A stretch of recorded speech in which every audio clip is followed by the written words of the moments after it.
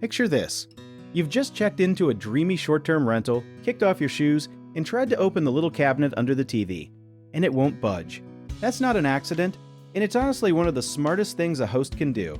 Short-term rental hosts often keep personal belongings, cleaning supplies, sensitive documents, or medications locked away in cabinets and drawers between guest stays.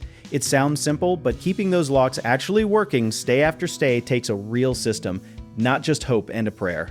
The first thing smart hosts do is build a lock inspection into their checkout checklist, the same way airlines check oxygen masks before every single flight. Before the cleaner even touches a sponge, they verify every locked storage space is secured, and that stays on a written log with a date and a signature. Here's where it gets a little wild. A surprising number of hosts rely on a single key or padlock they bought at a gas station in 2011. That key gets lost, copied, or bent into something unrecognizable, and suddenly your private documents are a guest's entertainment for the evening. Smart hosts switch to combination locks or smart locks for their internal storage, which means no physical key to lose and no awkward "the cleaner had it last" drama. Some even use deadbolt-style cabinet locks with a code that changes between every single stay, because rotating codes is just good sense. Property management companies that handle dozens or hundreds of units build what's basically a lock audit protocol. Think of it like a Marvel franchise, but instead of continuity errors, they're hunting for unsecured drawers. Every property gets a documented map of every locked space, every combination, and every change date. Cleaners are actually the unsung heroes of this whole operation, because they're the last eyes on the property before a new guest walks in.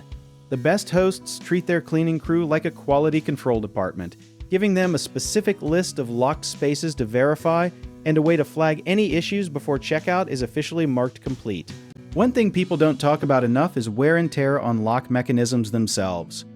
A cheap cabinet lock used 52 times a year by different hands will eventually start to slip, stick, or just stop clicking shut. And a lock that looks closed but isn't is basically a theater prop.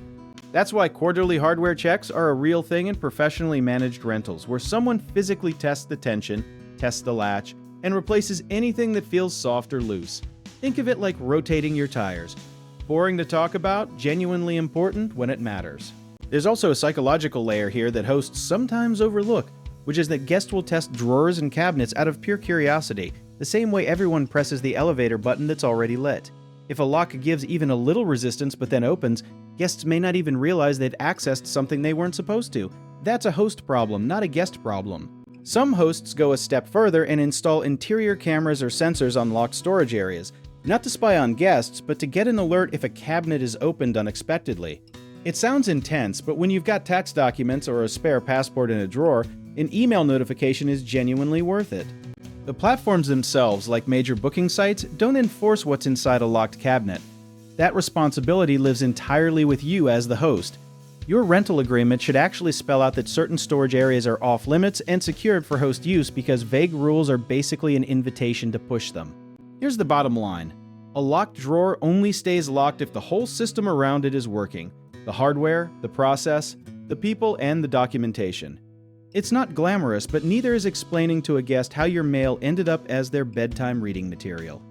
If you want to dig deeper into how to run your short-term rental the right way, check out the links we've dropped in the description to learn more about what we do.